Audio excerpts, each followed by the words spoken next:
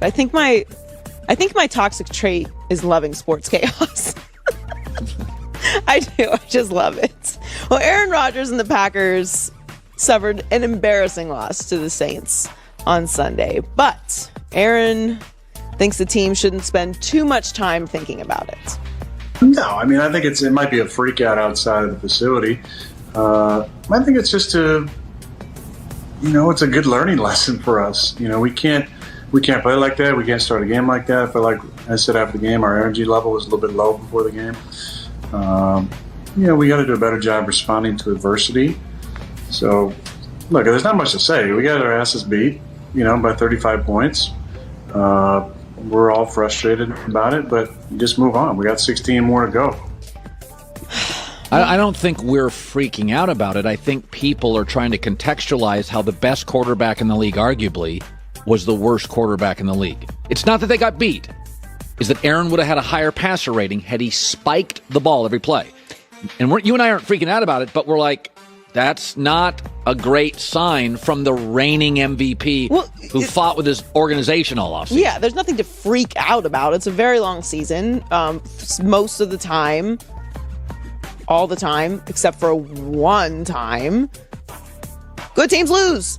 There are no undefeated teams except for one. And we both this morning believe Green Bay is going to win the division. Yes, yeah. It's a really bad loss. But we both think they're the best team. Nobody's freaking out. No one's freaking out. He's projecting that we are. We're not freaking out. We're just saying 3 points. Honestly, Jacksonville scored 8 times. 8 times that. I can safely say none of you have ever seen me freak out.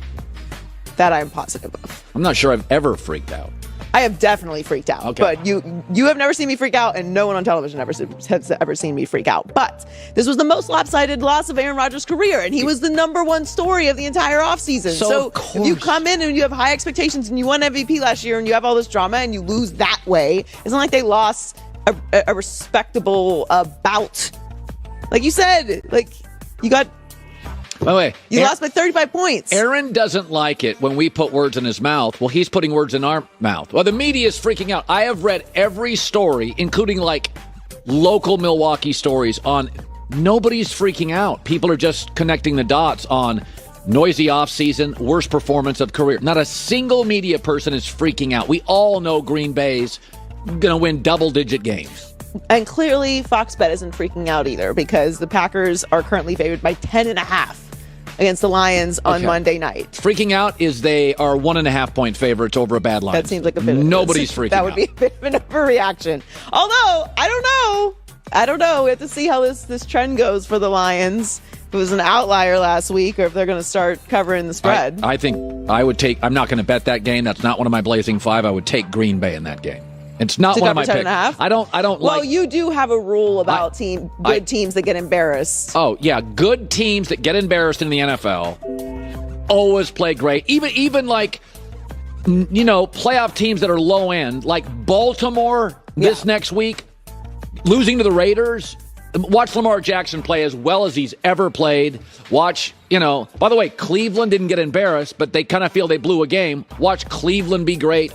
And definitely watch Green Bay play as well as they have in a long time against the Lions in Lambeau. Yeah. So a lot of injuries week one. Just going to give you a rundown of updates on some of them. Raheem Mostert said yesterday that he'll have season-ending knee injury. That's not great for them. The Broncos lost Jerry Jeudy on to IR, high ankle sprain, and Ronald Darby. They are expected to come back this season, but injuries. Ryan Fitzpatrick is on IR. Mekhi Becton, knee injury against Carolina, didn't return. It's believed to be an MCL sprain. And then the Raiders, Denzel Good, torn ACL. Gerald McCoy is out for the season with a knee injury, which is just devastating. He's our family, friend of the show, so that sucked to see that. Yannick Ngakoue, Marcus Mariota, they might have season-ending injuries as well. That's what John Gruden said.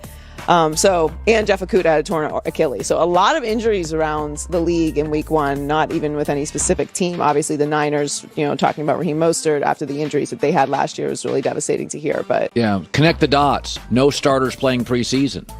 I talked to Tony Dungy yesterday about this. You don't play guys in that preseason. He was joking when he played for the Steelers years ago. in a preseason. Tony Dungy said, the league has really changed. Tony played for the Steelers. They were playing a preseason, still playing for Dallas, and all the starters were in for Pittsburgh. He goes, we wanted to beat the Cowboys. It's preseason. We wanted to beat the... And I'm like... Well, that's a little extreme. I do think that, there might be some value to starters playing in the preseason. Maybe we overcorrect sometimes, and then there's no starters, and we see some injuries. So, it's somewhere in the middle, which is what most of the old school guys do. They're not playing their starters with 3 minutes left in the preseason game anymore. But maybe there is something to that. But there were a lot of season-ending injuries too, which is really what's devastating. So you were speaking about wives and the importance and influence that they have. Kelly Stafford is the wife of Matthew Stafford, and she was very nervous for her husband's debut with the new team. And she discussed what it was like watching him with the LA Rams.